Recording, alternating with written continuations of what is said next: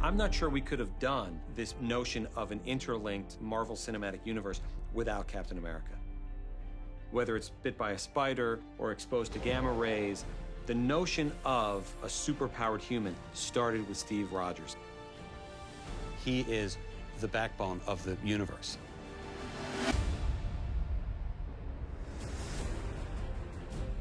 As we were developing Captain America, the First Avenger, We brought in these two writers named Chris Marcus and Steve McFeely. They were the sole writers on the first Captain America film. They went on to become the sole writers on Captain America: The Winter Soldier, sole writers on Civil War, and now Infinity War and Avengers Endgame. They deserve as much credit for Captain America as anybody else. When we were talking to them, they had 2 movies out. And so the idea that, no, this is going to build into a giant, ongoing, interconnected universe was like, sure, of course it will. I have no doubt. Chris and I sort of coincidentally had been sort of blue skying about, you know what someone should do? A period superhero movie, right? When they were invented, when they were created, what would it be like to use them in the proper time? And then when we heard that Marvel was going to do that, oh my, we need to go chase that down. As for the writing, we never worried about the larger universe. The mission is always make the best movie in front of you, because this whole thing is dependent on making good movies one at a time. We had the same goal in the first Captain America. We subtitled the Captain America film The First Avenger for a reason, because putting a star in red, white, and blue on that scrawny kid who yearns to be a part of the battle, that is where it all started. We knew that the movie wouldn't work if you didn't buy Steve Rogers at the top. I don't like bullies. I don't care where they're from. Well, there are already so many big men fighting this war. Maybe what we need now is a little guy, huh? The spectacle and the action sequences only work if you're engaged in the characters. You know, all the visual effects, and it doesn't matter how big your budget is, if you're not engaged in Steve Rogers' Captain America, I think you're wasting your time, really.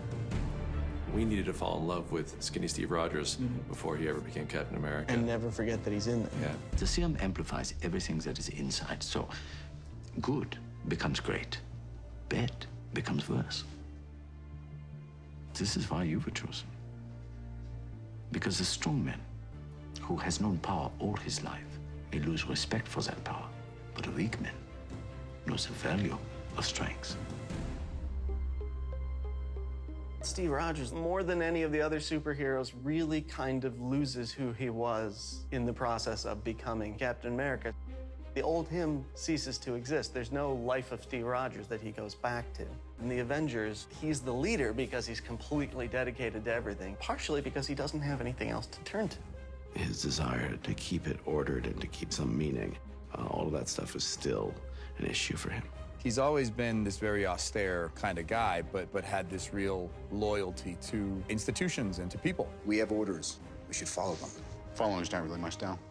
I think they slowly strip that away from him. You know, he loses his faith in government and Winter Soldier, loses his faith in his friends and his family in Civil War.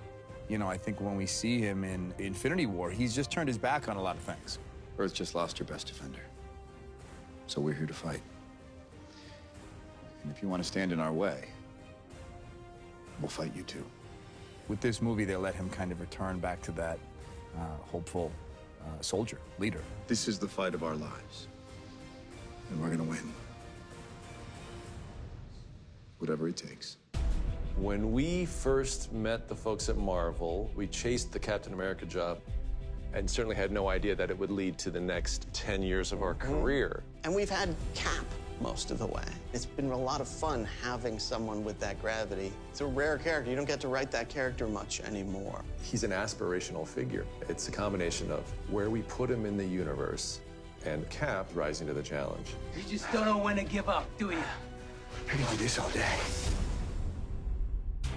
When our characters are beginning to come to life, it all starts with artwork. Our visual development group, led by Ryan Meinerding, for the better part of a decade, has been that very important step between the comics and the final product that has brought Captain America to life.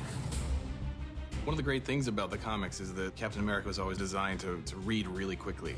And also, because they had limited colors in the printing, there's a simplification that happened with a lot of them, that they were just, you know, this guy's red, white, and blue. There's a really fast, iconic thing that happens with the characters as the source material. trying to bring that into a real setting, like for a film. Whatever they simplified for the design for the comics, we're trying to fill out in a way that makes it feel real. If they only had line work and 4 colors, and they're able to make something that resonates with people for 60, 70 years, how can we find a way of putting it into our work? In the case with Captain America, we're trying to find reference materials that bring him into sort of a world of a soldier. The first time he puts on the costume in Captain America: The First Avenger, it's about him being that sort of patriotic icon that's in the USO show.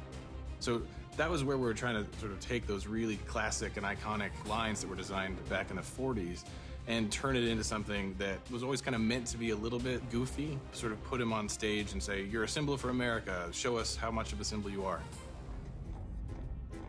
Not all of us can storm a beach or drive a tank, but there's still a way all of us can fight.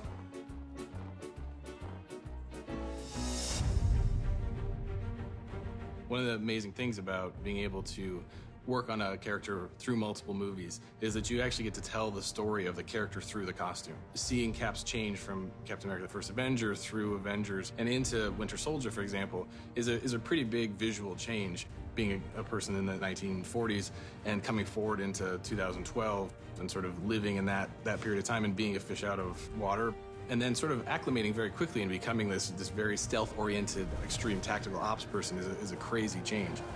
And it works so well partially because the costume actually reflects what he's going through. What made Cap unique in the Marvel Universe and sort of in the nature of his powers, he's sort of basically a man, only more so. His fighting technique is a very visceral, surprising experience of action.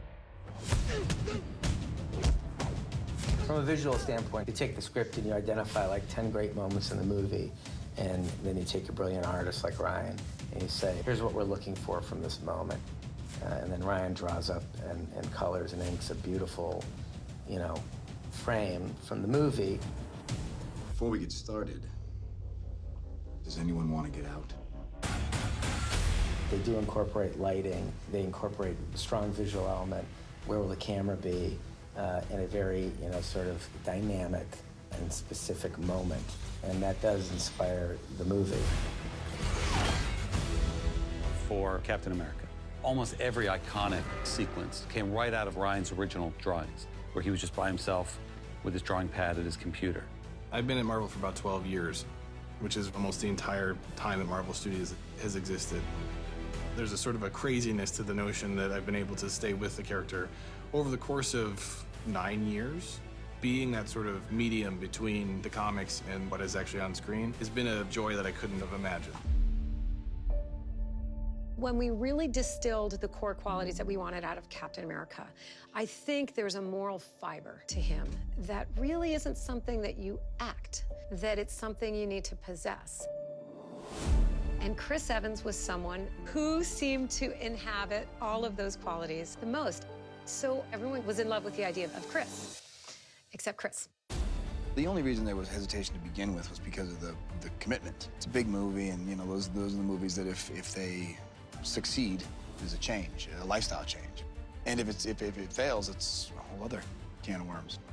Even Chris's reluctance to be a star spoke to how right he was for the role, because Captain America was not looking for the limelight. He was humble, he was modest.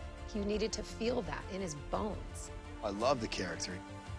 He's everything that I wish I could be as a man, And the creative forces behind the film are fantastic, between Joe and Kevin Feige. Marvel in general, they know what they're doing. So in the end, I was so excited. Once he committed 1,000%. He stands there, tells the truth, and then kicks ass. I think there's a confidence that he really brings to the character and an integrity that people really respond to. There's something so endearing, so charismatic, so charming. He has so much heart. There was something very heroic. There is something that he brings to the character beyond what we could write on the page, beyond what we could illustrate in, special effects, that is uniquely Chris. It's no secret, I love Chris Evans, and I love Captain America. Captain America was the single hardest character to launch in this universe. This kind of guy out of time, and is it too retro? Are people going to get it? I cannot imagine anybody but Chris playing this role. It's a very difficult role to play because on one hand, you have this character that has this very strong moral compass. You try to think, where's the conflict in that?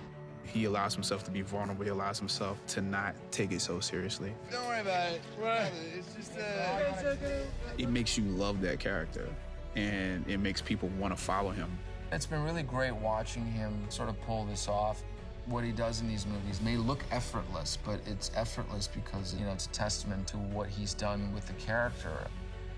It's tough to try and present challenges to someone who is so selfless. The biggest worry is not only trying to make the guy entertaining, but also keep him interesting enough to have audiences want him coming back.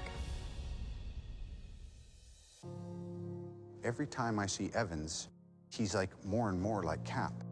It's like we've invested him with that. And Chris is up for that because that's what makes it exciting and different. There's this huge amount of love for the character. There's 20 Captain America shirts wherever I go. It ceased to become just about him and how well he inhabited the role and all that stuff. It's become part of our culture just as a symbol. It's that thing that gives you those kind of, teenage goosebumps. I think we have a lot emotionally invested in Cap as a character. We have a lot emotionally invested in Chris as a friend and a collaborator. It's a proud moment to be able to sit back and look at, with perspective, the journey that character's gone on. You're looking at yourself in this old makeup, and you're trying to tap into Steve's journey, but you can't help but think about your own and think about what this entire experience has meant to you. It's just been littered with so many good memories. I never want to work with these kids, but I'll get them there. It is because of this journey of just such an embarrassment of riches and such good fortune and just good luck. And again, it's just so unblemished because there are so many wonderful people around me. This has been such an incredible chapter in my life.